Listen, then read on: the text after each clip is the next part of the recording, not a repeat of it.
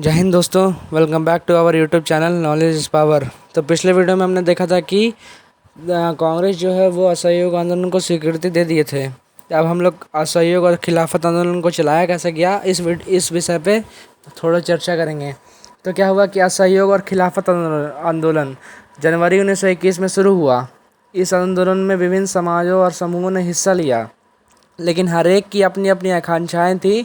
सभी ने स्वराज के आह्वान को स्वीकार तो किया, लेकिन उनके लिए उसके अर्थ अलग अलग थे। खिलाफत आंदोलन जो है जनवरी 1921 में शुरू हुआ। इसमें हर समुदाय के लोगों ने हिस्सा लिया था, लेकिन सबका आकांक्षा अलग अलग था और सबका जो आज़ादी का जो सोचने का तरीका था, यानी सबका जो आज़ादी था वो अलग अलग था। जैसे अब हम लोग इस वीडियो में देखेंगे और आगे पढ़ेंगे तो हम लोग को पता चलेगा कैसे। तो हुआ क्या कि आंदोलन के शुरुआत में जो सबसे ज़्यादा हिस्सा लिया था वो मध्य वर्ग, यानी कि मिडिल क्लास का इसमें सबसे ज़्यादा हिस्सेदारी था।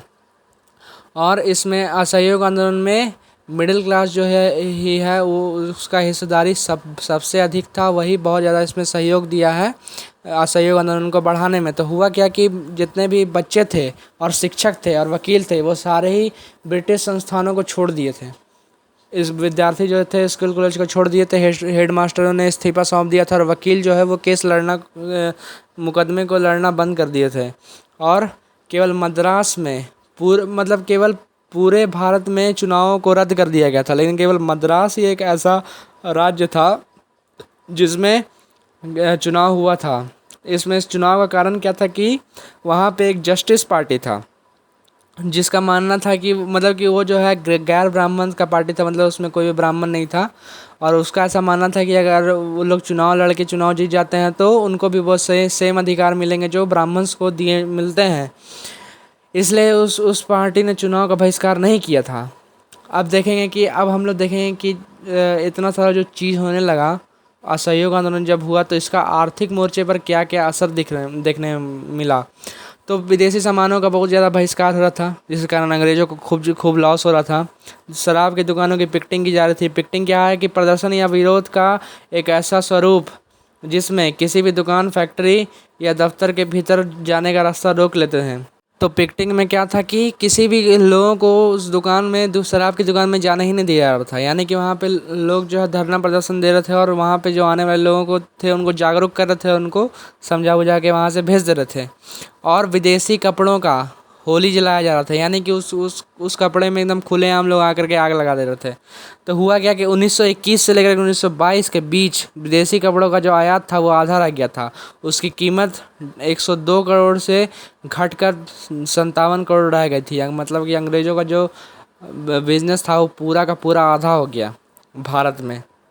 उसके बाद क्या हुआ कि विदेशी चीज़ों व्यापारी जो थे, जो भारत के जो व्यापारी थे वो विदेशी चीज़ों पर पैसा लगाने को तैयार ही नहीं थे, जिसके कारण अंग्रेज़ों को और ज़्यादा लॉस हो रहा था। अब भारत के लोग जो हैं वो अंग्रेजी का जो ब्रिटेन में जो मिल में जो कपड़ा बन रहा है उसको छोड़ करके लोग खादी पहनना शुरू कर दिए थे। और भारत में बनाई गई चीज़ों का उपयोग ज़्यादा हो रहा था। तो भारत में जो भी चीज़ था वो हथकरघा से बनता था, यानी कि जो हाथ से जो किया हुआ जो भी काम है उसको हम लोग हथकरघा कहते हैं हिंदी में।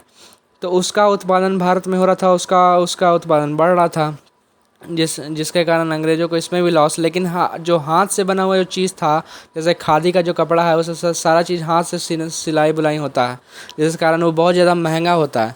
तब जो गरीब आदमी है ज़्यादा दिन तक तो इससे दूर रह नहीं पाया।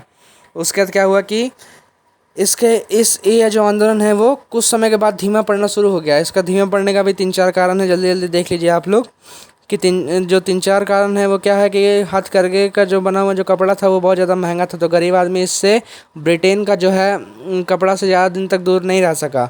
उसके बाद विद्यार्थी और हेड मास्टरों ने जो स्कूलों से इस्तीफा दे दिया था, स्कूलों से अपना नाम कटवा लिया था, तो उनको पढ़ने के लिए और हेड मास्टरों को नौकरी के लिए भारतीय स्कूलों का होना, भारतीय विद्यालयों का और महाविद्यालयों का होना अनिवार्य था। लेकिन उस समय देश में ऐसा कोई व्यवस्था ही नहीं था, भारतीय स्कूल की बहुत ज़्यादा कमी थी। आज भी हमारे देश में जो स्कूल है उसकी बहुत ज़्यादा कमी भी है, स्कूल और हॉस्पिटल की कमी है। लेकिन उस समय तो और कितना कमी होगा तो ये आप सोच ही सकते हैं।